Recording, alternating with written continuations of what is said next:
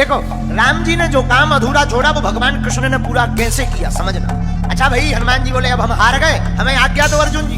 अर्जुन देने ही वाले थे आज्ञा, कृष्ण भगवान बोले रोको रोको रोको अभी नहीं, जब काम आएगा तब इनको आज्ञा दे। इधर धीरे धीरे महाभारत के युद्ध का समय आ गया, तैयारी होने लगी, सेनाएं नहीं मान रही है। भगवान कृष्ण संधि प्रस्ताव लेकर के भी गए, लेकिन दुर्योधन नहीं माने। भगवान समझ गए अब युद्ध होगा, तो अर्जुन से कहा अर्जुन जी अब युद्ध के बिना काम नहीं चलना है, अब हनुमान जी को बुलाओ। वो जो वचन दिया था कि जो हम कहेंगे वो करेंगे, अब वचन निभवाओ। तो अर्जुन भगवान कृष्ण हनुमान जी के पास आए, कहा कि आपने जो शर्त हारी थी अब उसको पूरा करना है। हनुमान जी बोले आज्ञा करो। अर्जुन जी बोले सरकार बताओ क्या मांगना है। भगवान कृष्ण बोले अर्जुन राम अवतार में हमारा युद्ध इनके बिना पूरा नहीं हुआ था, और कृष्ण अवतार में भी हमारा युद्ध इनके बिना पूर्ण नहीं होगा। अर्जुन जी बोले इनकी क्या जरूरत है, क्या हम कम है? भगवान बोले कम तो हम भी नहीं थे।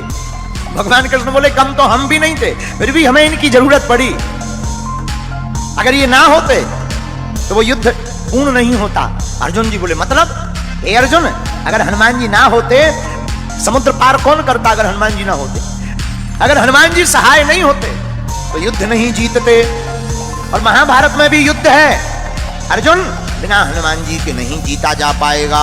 हनुमान जी बोले अब आज्ञा है तो ठीक है, लेकिन हनुमान जी हाथ जोड़ के विनोद में बोले सरकार हम तो राम जी के चरणों में रहते हैं। भगवान कृष्ण बोले इस बार हमारे सिर पे रह लेना। देखो यही भगवान की दयालुता है, राम अवतार में जो राम जी के चरणों में हनुमान जी थे, पर यही कृष्ण अवतार में उल्टा हो रहा। कृष्ण अवतार में हनुमान जी कृष्ण भगवान के ऊपर ध्वज के ऊपर विराजमान है। अच्छा बोले महाराज और तो सब ठीक है, एक बात और। बोले क्या? हमारी एक आदत है। क्या? बोले युद्ध के बीच बीच में सत्संग सुनने की आदत है। अर्जुन जी बोले जय हो। हनुमान जी बोले क्यों? बोले अगर सत्संग ही होना होता तो युद्ध होता, वहां तुम्हें कोई प्रवचन सुनाएगा कि लड़ेगा? हनुमान जी बोले देखो हमारे राम जी तो बहुत अच्छे थे, धर्म रथ का वर्णन करते थे युद्ध में भी। बोले हमको बीच बीच में सत्संग सुनने की आदत है। अर्जुन जी बोले अब आप ही निपटो, जो सत्संग मांग रहा है ये महाभारत में।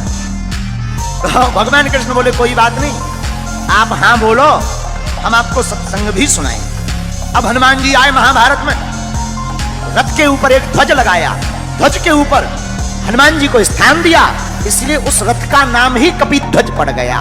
और हनुमान जी विराजमान भय ध्वज पर। भीष्म महाराज जब अर्जुन के सामने लड़ने के लिए आए, भीष्म पितामह ऐसे बलवान योद्धा जिनके सामने अच्छे अच्छे लोग कांपते थे, महाराज भीष्म पितामह युद्ध करने आए और बाण मारे तो अर्जुन का रथ थोड़ा पीछे हो गए, लेकिन जब अर्जुन बाण मारे तो पीछे दूर गिर जाए। अर्जुन जी हंसकर बोले भगवान कृष्ण से नीचे देखो नीचे, अपना इतना जा रहा, उनका कि देखो कितना पीछे जा रहा, नीचे देखो नीचे।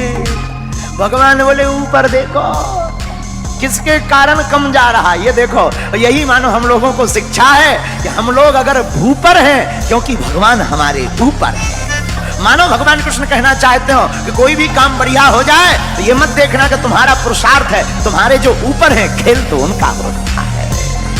अर्जुन जी मुस्कुराए, हनुमान जी भी मुस्कुराए, और भगवान ने गीता सुनाई तो अर्जुन को है। हमारा ऐसा मानना है तो अर्जुन के मोह का बहाना था, पर गीता तो हनुमान जी को सुनाना था। एक बात, अर्जुन जी ने अपने रथ की लगाम भगवान के हाथ में दे दी। ये ज्ञानवर्धक बात है। अपनी जिंदगी की लगाम जो भगवान के हाथ में सौंप देता है, वो कितना भी महाभारत जैसा युद्ध हो जीत करके ही बाहर निकलता है। जो भक्त अपनी मन की लगाम परमात्मा को, गुरु चरणों को दे देता है, वो जीत करके ही आता है। लेकिन जो लगाम खुद पकड़ लेता है वो हार जाता है।